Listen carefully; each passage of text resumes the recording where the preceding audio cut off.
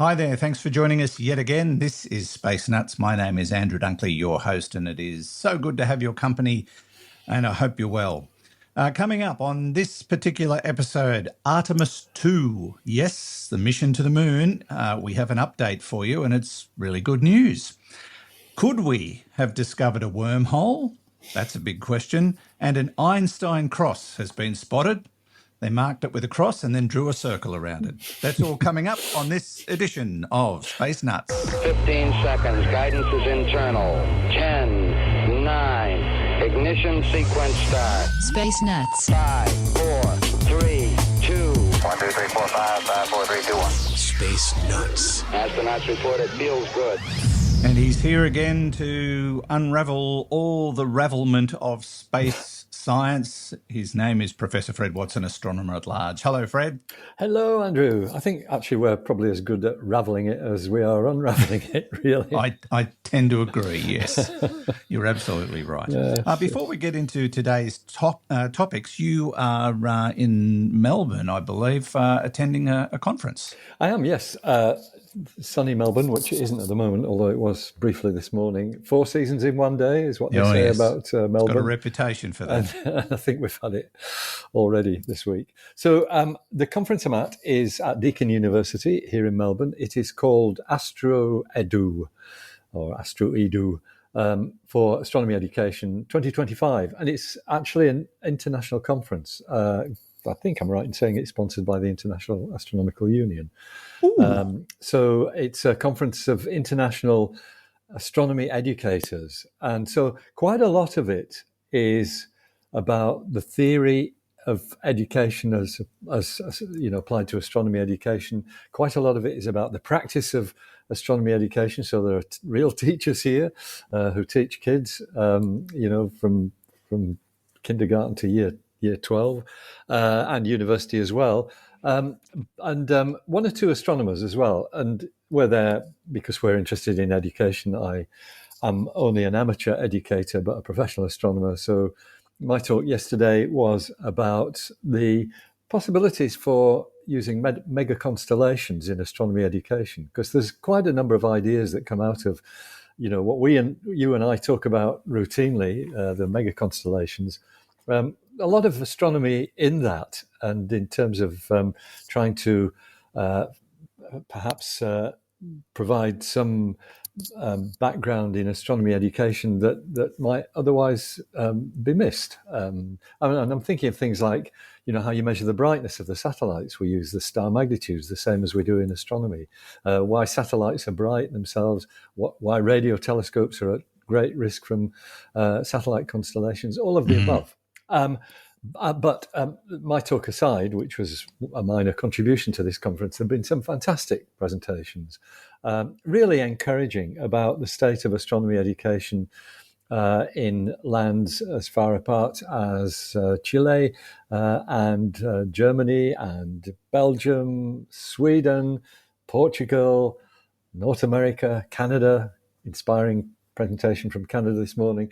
A lovely chat from an educator in Hawaii, who I'll talk to later because I used to work in Hawaii a lot. So a lot of the folklore tales in astronomy he was aware of, and some of his colleagues were as well. But what was really nice was getting a shout out from particularly a couple of this morning's presenters. They did a keynote presentation. Mari Timms and Sandra Woodward mentioned, stuff that I do and that we do, including a very nice shout out about Space Nuts, which apparently is very much a source of inspiration to talk about with kids in class. Oh, so wonderful. Maybe we are useful after all, Andrew. Possibly. Maybe we do contribute a little bit to education, or maybe it's pseudoscience. No, it's not pseudoscience. No, it's not at all. It's just, it's our take on the universe, which might not necessarily be the same as some other people's, but I think we're reasonably near the mark. That's so rare in science, Fred. Yes. So that's why I'm here in Melbourne in a hotel room. Geordie is about 1,000 kilometres away, so you might not hear him today. I think we will hear him. I think we will. Probably will. Oh, wonderful. I'm glad it's going well. And a lot of people there? There are 81 participants, yes. Some of them are online, but there's quite a good, healthy handful. What I also really like about it is the gender balance, 50-50. Excellent. Yeah, 50-50. And that's, I think that's a very important aspect of it. Yeah. No, we can't claim 50-50, but this week we're running in Dubbo the New South Wales Veterans State Golf Championships. Oh, yes, you said you were. And we've got about 120, 130 participants, and about nearly 50 of them are women. So that's pretty good. Getting there. That is great. Yeah. I'm having a crack at the championship. I've got. I think the funny story is I said to someone, "Look, I've signed up for the state championships. I don't know why." And he said to me, "Oh no, you got to play." And I said, "Why do you think that?" He said, "Because they need at least 40 players." Gee, thanks for the vote of confidence. So, I've actually played 2 rounds and I've done all right. Oh, that's far. Great! I'm not going to win. There's a couple of guns that are just but I'm hoping to finish top 10. State championship top 10 will be pretty damn good for golf, which is not an easy game. No, but aren't you organising the event? Isn't this a conflict of interest, Andy? Yeah, I'm part of the committee, but my only major role is to MC the presentation night. So if you're getting an award. I won't be giving the awards. I'm just the MC. But I look, that's not even going to be a problem. Not unless I shoot the lights out in the final round tomorrow, but we'll see. Well, you might do. You might. You never know. Putting the lights out is always a good move. Yes. Golf's like that. Yeah. Could go the other way as well. I've got to keep that in mind. Now, we better get down to why we're here, and that is to talk about things that are happening in astronomy and space science. And one of the things we've talked about on a fairly regular basis is these NASA missions to the moon, known as the Artemis project. Artemis 1 has been and done its thing, a lap of the moon with nobody on board, or maybe a couple of plush toys. But now they're saying that they think Artemis 2 will be on its way at the latest April, but possibly sooner. Well, it was no sooner than April. That was the deal so far. But the news we've had today is that the launch window, in fact, is being brought forward and could be as early as the 5th of February. Yes. So we're looking now at Artemis flying much earlier than we had expected, Artemis 2. And I think one of the reasons for that is that we've been seeing news reports, I'm sure you've caught them as well, Andrew, that the hardware is ready to go, that the Space Launch System, which will take astronauts to the moon, and the Orion capsule, it's all ready to go.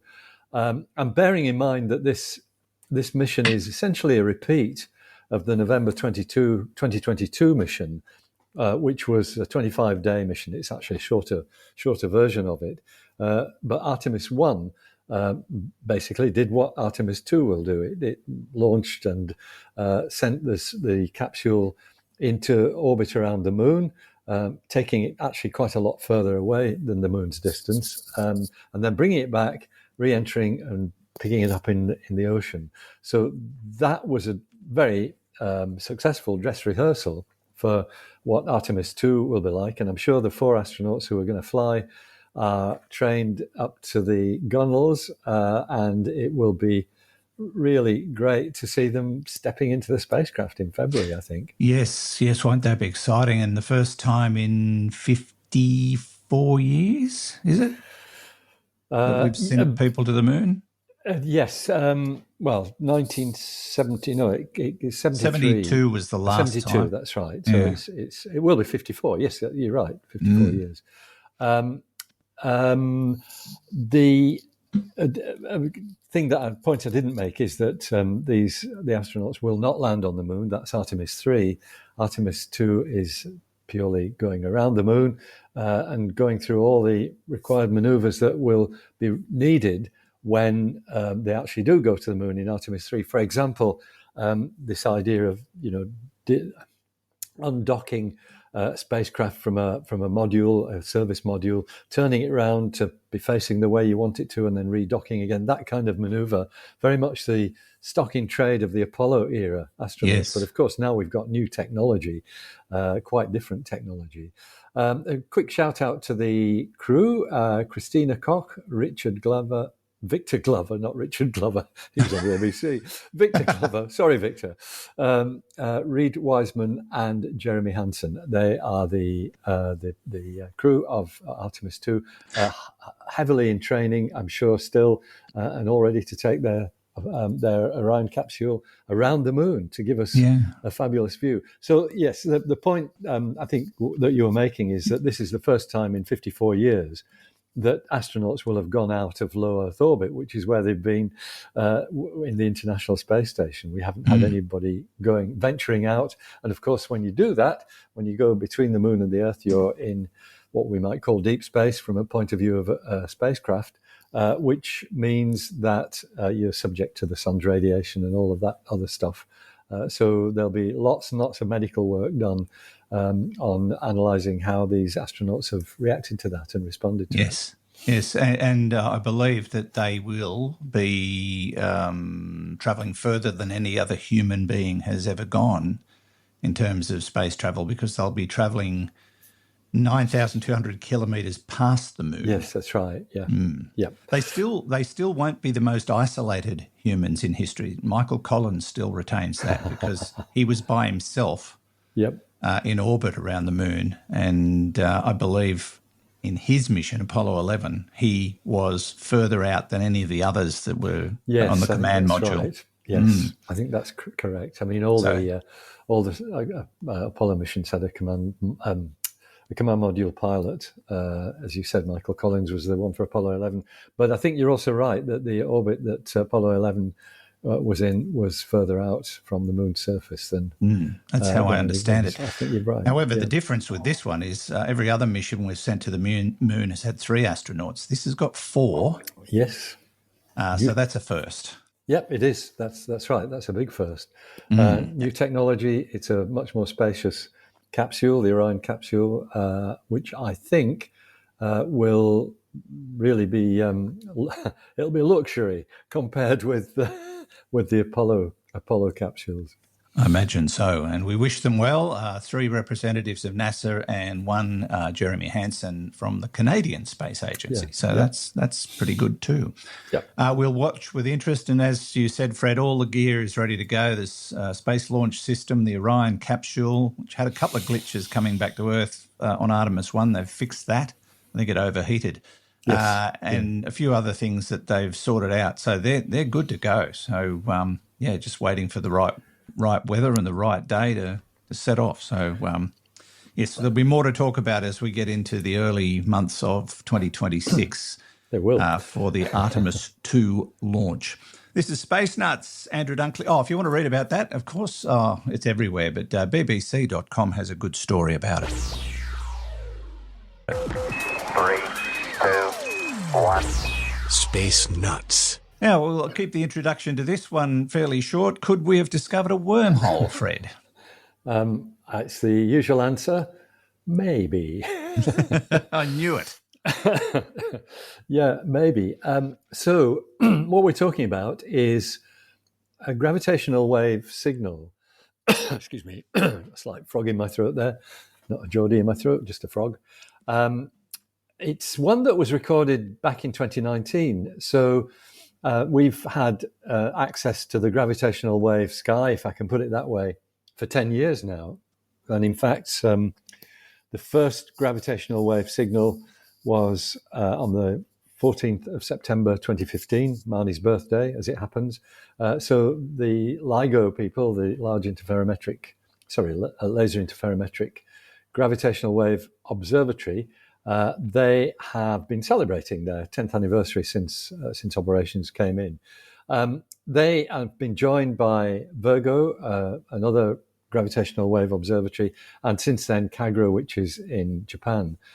So these 3 facilities are currently routinely looking at gravitational wave science. They're seeing exploding or colliding neutron stars coming in 10 a penny. However, this goes back to when it was just LIGO and Virgo. In 2019, there was a very, very different gravitational wave event detected by the two interferometers. You and I have spoken before about the characteristic sound, because it is in the audio frequency regime. Characteristic sound of two neutron stars colliding, or a neutron star and a black hole, or two black holes. It's that chirp sound. It's whoop, with the frequency increasing as these things spin together and then just vanishes when they collide. It's when they undergo what's called the ring down, where the two black holes actually merge. Yeah. But this one was nothing like that, and I'm not going to impersonate what it sounded like, but it was more of a crack. Was it? No. It could be something completely different, Andrew. Look, I'm sure there's a joke about Uranus you can make with that, but I'm not even going to go there. So it was more of a crack. It was less than a tenth of a second in duration. These normal signals take a few seconds to build up the frequency, and then they disappear with that chirp. But this one was over in 10 seconds. So there has been work done on trying to explain this. It's got a name. All these things have a name. It starts with GW and ends with the date, spelt backwards. So this was GW190521 for the date, which was the 21st of May, 2019. And the best interpretation, which I guess is what you might call the standard picture, is that yes, it is two black holes. It's about all you've got on your head, Fred.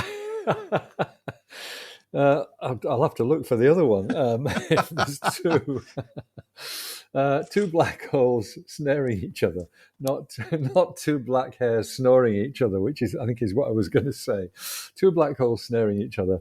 In passing, I'm reading the account that is on Science Alert, written by Michelle Starr, an old friend of Space Nuts, with a name that tells it like it is. So that's the standard interpretation. But there's a new paper that has come from astronomers, physicists actually, which is what you need to be to do gravitational waves, I guess, but astrophysics is probably the real name. A physicist in China, University of Chinese Academy of Sciences.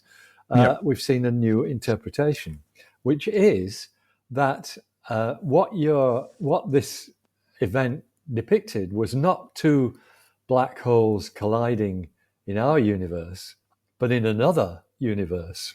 Whoa. And that what we're hearing, or what we're sensing, is the gravitational disturbance of an event in another universe that comes through a collapsing wormhole that was basically formed in the merger and collapsed after the end of it.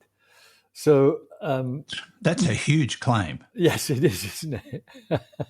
So let me quote from Michelle's article in Science Alert. To be clear, the black hole collision right here in our own universe is still the preferred interpretation of the strange signal. But that preference is not strong enough to rule out the wormhole model entirely. And that's basically a quote from the preprint that these scientists in China have published. So it's quite a remarkable thing. Michelle's article is relatively short, although there's quite a lot of detail in there. But the bottom line is, if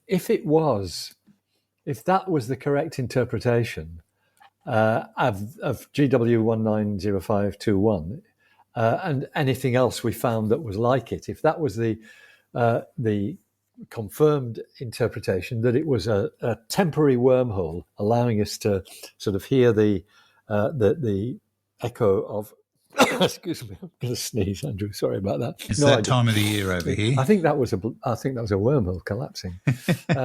Yeah, it wouldn't. If that was the preferred interpretation, it wouldn't just suggest that these things exist. Wormholes have been a feature of science fiction as well as science writing. The fact that they theoretically could exist, but we've got no evidence of them. But what she says is it wouldn't just confirm the existence of these things. It also gives us a new way of investigating their properties, and that might lead to a whole new branch of astronomy, wormhole studies. Wouldn't that be extraordinary? It would be, but it also opens up another thing that's only theoretical, multiple universe theory. So if we've detected the collision of two black holes in another universe and detected it through the opening up of a temporary wormhole, I mean, that's a double bunger. That is, except that you would need to rule out the possibility that this wormhole was linking two bits of our own universe. Because yes. that's one of the things that has been suggested. But maybe the Chinese paper actually has ruled that out. I'm not sure because I haven't looked at the preprint. But yes, it is really rather remarkable. What the scientists in China have done is basically modeled what you would get if you had a gravitational wave signal from another universe coming through a wormhole. And they've modeled that, and they've compared that with this particular event, and they're reasonably happy that their model actually fits the data. In fact, they say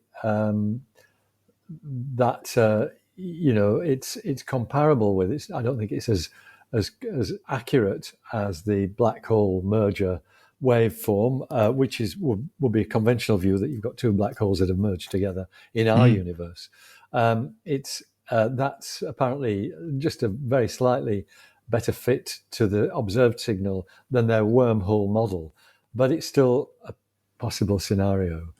So I think this will be very much a pathway for further investigation of wormholes, just generally. So what should we expect if wormholes do exist? What should we expect? It's all very well just talking about their space worms, I imagine. Yeah, well, there you go. I think you can get tablets for those kind of space worms. I think you can, yeah. Anyway, it's a really interesting piece of work. Obviously, quite controversial, quite attention-grabbing, headline-grabbing. Yeah. And I'm going to have a look at the preprint, which I haven't had time to look at yet. In fact, I'm clicking on the link now. And it takes me to a paper called Is GW190521 a gravitational wave echo of a wormhole remnant from another universe? What a great title. That is a great title, and hopefully it's true. I think that'd be great. It would give us something new to study, and we might even work out how to create our own wormholes and travel long distances at the blink of an eye. Wouldn't that be great? Wouldn't it be awesome? Yeah. Yeah, if we had a little... Certainly get you out of jury duty. Not necessarily, because if you're in on the other side of the world, they'd write to you and say, look, you've just got to use your wormhole machine. And That's a possibility. All this exciting stuff. If you'd like to read about that, you can do that at the Science Alert website, sciencealert.com, and read Michelle's article, or you can go to the source, the preprint server on Archive. This is Space Nuts with Andrew Dunkley and Professor Fred Watson. 0G, and I feel fine. Space Nuts. Our final story, Fred, takes us into space to see something very rare indeed. An Einstein cross has been spotted. X marks the spot, and they drew a circle around it. Well, that's kind of what you have to do. Yes. In this case, the observations of the Einstein cross weren't made with visible light telescopes or infrared telescopes, but with our old friend ALMA, the Atacama Large Millimeter Submillimeter Array, which we're more used to seeing connected to images of protoplanetary disks. The high-frequency radio radiation from protoplanetary disks is something that is very much the stock in trade of ALMA. But now they've been observing, I mean, they do observe galaxies as well. What they've observed is an Einstein cross. This is usually it's 4 images of one object in a shape a little bit like the Southern Cross in our Southern Hemisphere sky, which are all images of the same object. But there's something intervening, there's something between them that creates a gravitational lens that splits the light coming from the distant object. As it passes through the gravitational lens in the foreground, it's split into 4 components forming a cross. The reason why this one is particularly rare is that it has a central image as well. It's a Yes, it does. a 5-image Einstein cross, and I think there's only one other one that is actually known with gravitational lensing. And so, the story is that this object, the Einstein cross, is the multiple images of a background galaxy known as HERS 3 or HER S3, probably HER S3. That's a galaxy which is 11.6 billion light years away. So we've got a look back time of 11.6 billion years, well on the way to the beginning of the universe. Yes. And it's gone past a group of galaxies, a sort of cluster of galaxies, which are in the foreground, and they're only 7.8 billion light years from us, which is still a staggering distance, but that is the gravity source that is bending the space and forming these multiple images. And so it tells us about both objects. It tells us about the distant galaxy of which this is a multiple image. It tells us about the distribution of matter in the foreground galaxy cluster. And the really interesting thing is that what they've shown, the scientists who've done this work, it's a Parisian group based in Paris, or the leader is based in Paris. What they've shown is that the sort of center of mass of the galaxy cluster is off to one side of where the galaxies are. And that in itself is peculiar, because we interpret that as saying that most of the mass in this cluster is in the form of dark matter, and it's the dark matter clump that is kind of offset from the galaxies that we can see. That's not unique. There are other circumstances like that in the universe, but this is quite unusual that, we've got an Einstein cross created by a cluster of galaxies whose center of mass, if I can put it that way, is off to one side because of the distribution of dark matter around it. Fascinating. I suppose it also begs the question that we're looking at the same thing in 5 different timelines. Yes, that's right. And that actually adds something really interesting to this. And certainly in the early days of these kinds of observations, Einstein crosses, and it goes back actually to the 1970s. I remember when the first double quasars were being observed, and they're formed by a similar process. There's something in between the quasar and yourself. A quasar is a kind of delinquent galaxy that's multiplying the image.